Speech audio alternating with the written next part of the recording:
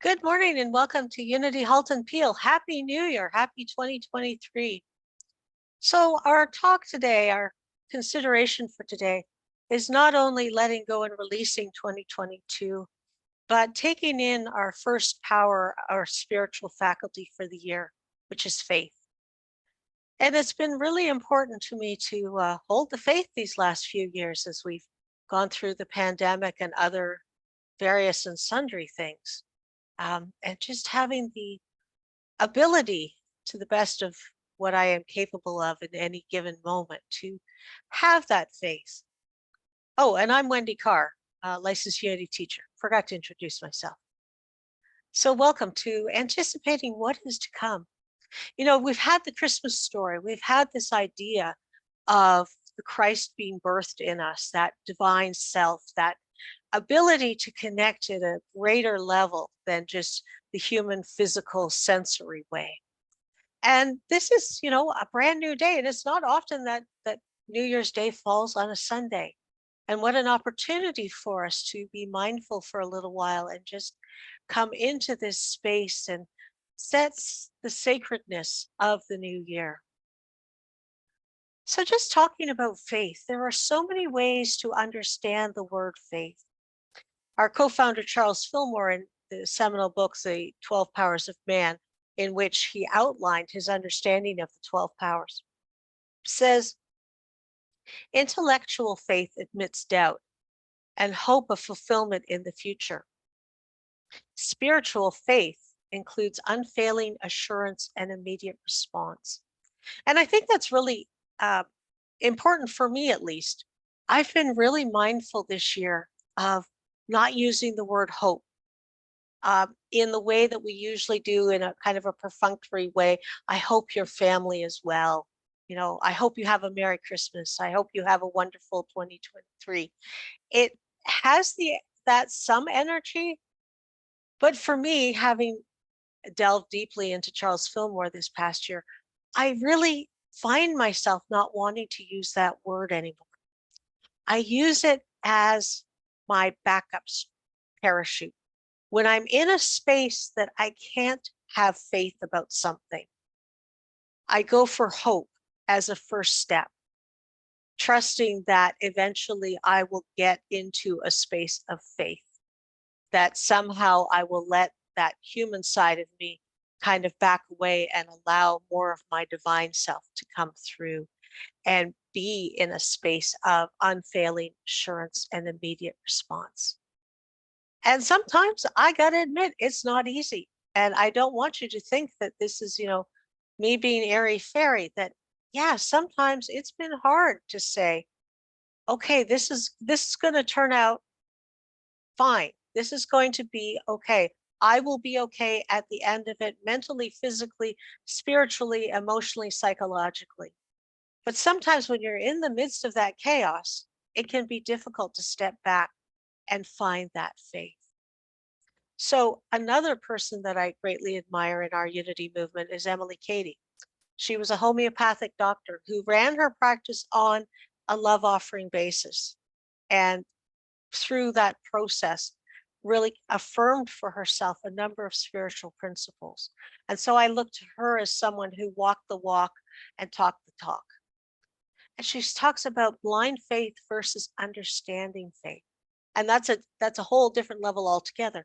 Blind faith is an instinctive trust in a power higher than ourselves.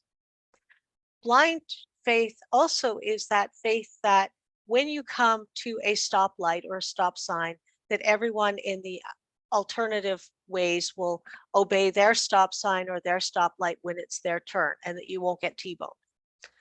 Blind faith is just not kind of floating along. It's not really engaged with things. Blind faith too is that point. I have to be honest, my church of faith, of origin was very much about blind faith. You didn't have to understand it. You just had to accept what whoever was speaking on Sunday said and not test it out for yourself, not consider it and meditate on it. And it generally was just for that hour or so because, we were all going to hell in a handbasket anyway. So that's another story. Yeah, metaphysical dust bunny popping up there. didn't see that coming. Understanding faith is based on immutable principle. Understanding faith. So understanding faith is that part of us that says, okay, I don't get how this works. I don't understand how this can happen. I don't know how God, spirit, oneness, divine mind, whatever you want to call it, fill in the blank for a divine principle. And I want to be clear, not a divine entity, not someone up in the clouds with a robe and, a big book of your sins, but rather a principle, something that is eternal, universal, and immortal. So understanding faith is Emily Cady deciding to take her homeopathic medical practice on faith into I will not bill my patients. I will ask them to pay me a love offering. And she writes in her books that she was faint from hunger because people weren't paying her. And how, as she worked through the principles, as she spent time in meditation and prayer, it came to her that she had been giving, and never once spoken the word, I receive. And receiving is an important part of faith. Receiving is that there will be that support for you, whether it is an emotional support, whether it is a financial support, whether it's a psychological support, whether it's a spiritual support, whether it's a mental support, whatever kind of support you need. The understanding faith is based on not that, well, it's going to happen somehow, but rather, I don't know what it's going to look like. However, I know and I have faith that it will happen, that I will be taken care of in whatever circumstances I find myself, that I will figure out and be guided to what is mine to do. Understanding faith is much more about a dance with the oneness, with God, with the divine. Understanding faith is about that process of, I'm not just going to sit and wait for God to help me. I'm going to step out in faith that whatever it is I'm about to do is mine to do, and that it is mine to take that next step. An example from my own experience. I had been without work for a while. I had been getting welfare, and as it was then, it's now unemployment insurance. And it was a horrible experience for me. I had just graduated from university. I had thousands of dollars in student loans to pay back. And I had gone to school thinking that, that would guarantee me a nice, healthy income. And it didn't happen. And what I realized was I had to take that first step of, instead of sitting at home and just mailing out resumes, I needed to take that first step and get myself out there. So I started doing volunteer work. And that helped my skill set. That helped my confidence. That helped me identify some skills and some knowledge bases that I didn't know I had, that I didn't recognize that I had, because it had been part of my education. And so it was such a part of me, I couldn't tease it out to say, this is who I am. Eventually, with some prayer and meditation and affirmations that the economic conditions that the world were screaming about was powerless to keep a good job from me, I started having dreams about a color of blue, a particular shade of blue. And one day I got a call from a friend. She said, I just had an interview with a company. It's not a good fit for me, I've discovered, but it might be a good fit for you. And I walked in the door of the foyer with my resume in hand to see if they would give me an interview. I walked in, and that was the shade of blue that I had seen in my dreams. Yes, I got the job. Yes, I stayed for them for a couple of years before I moved on to something else. But it was about taking that step, about understanding that all of this human stuff that we're hearing, we're seeing, we're taking in through media, through social media, through talking to other people, isn't necessarily the capital T truth about our existence. And so as we begin this year of 2023, I'm going to invite you to recognize understanding faith within yourself, taking that time to do some meditation, to do some prayer, perhaps to do some yoga, or something I really want to add to my list is to walk the labyrinth in my town, my city, whatever, more often because I love doing labyrinths. There's something about walking a labyrinth that, as a medieval historian, really connects me to the people I studied back when I was doing my degree. So find yourself to take a step forward. My image for last year was a lighthouse, and I think I'm ready for a new image. Haven't quite figured out what it is, but let's just carry this image of the lighthouse forward just for one day. Understanding faith. If you understand how a lighthouse works, the mirrors and the light are designed for a purpose, sometimes two purposes. Oftentimes you will find that it will light and illuminate the ocean, the sea, whatever, the water out far so that people know where land is and they can safely stop or make their turn before they get too close. Because especially if you're one of those big freighters, you can't turn on a dime, trust me.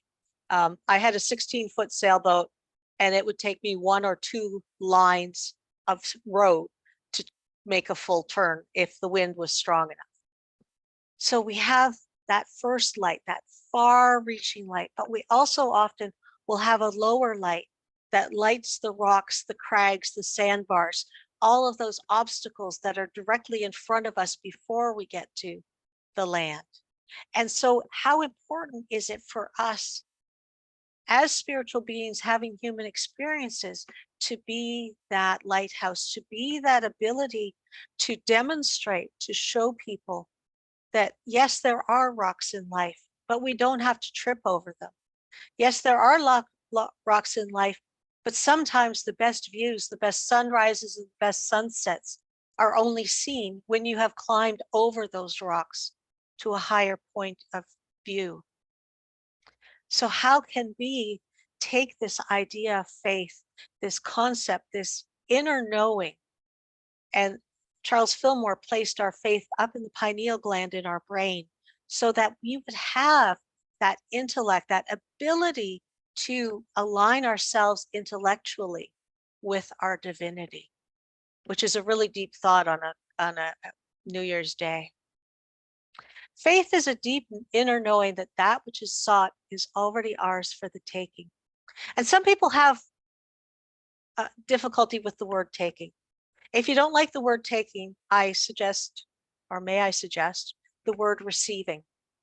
That as Emily Cady learned, it was only after she said, I now receive gratefully, and took that energy of receiving, that all of a sudden all of her bills were being met and food was coming in, and the people that she treated, some of them were bringing in their love offerings not as cash but as eggs from their chickens or fresh baked goods, things like that.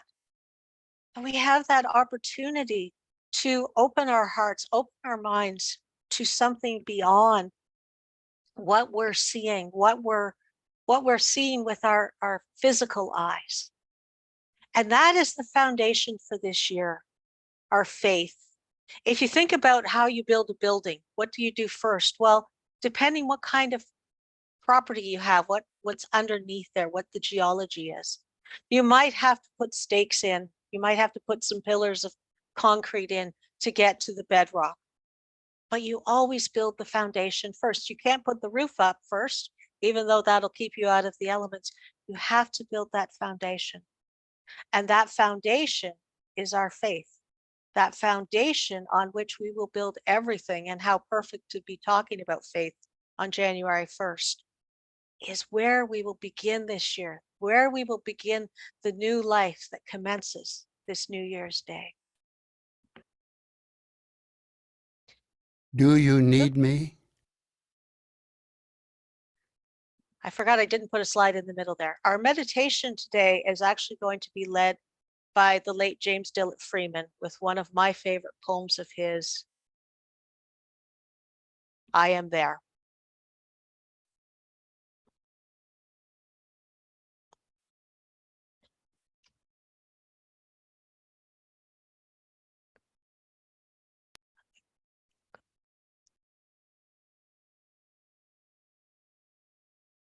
Do you need me?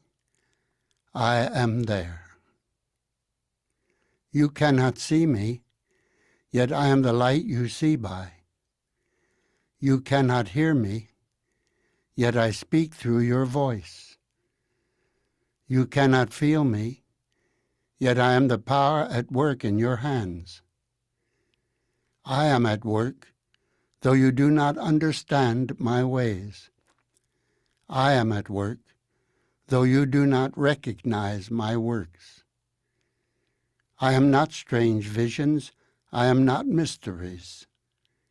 Only in absolute stillness, beyond self, can you know me as I am, and then but as a feeling and a faith. Yet I am there, yet I hear, yet I answer. When you need me, I am there. Even if you deny me, I am there. Even when you feel most alone, I am there. Even in your fears, I am there. Even in your pain, I am there. I am there when you pray and when you do not pray. I am in you, and you are in me. Only in your mind can you feel separate from me, for only in your mind are the mists of yours and mine.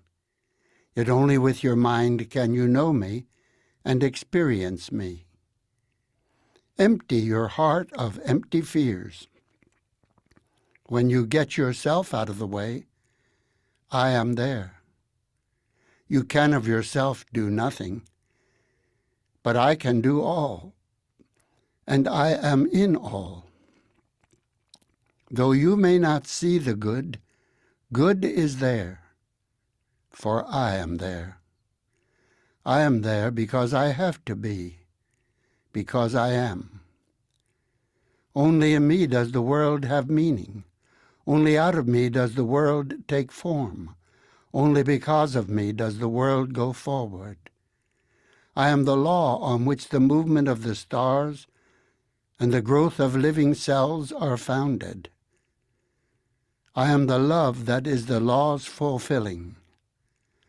I am assurance. I am peace.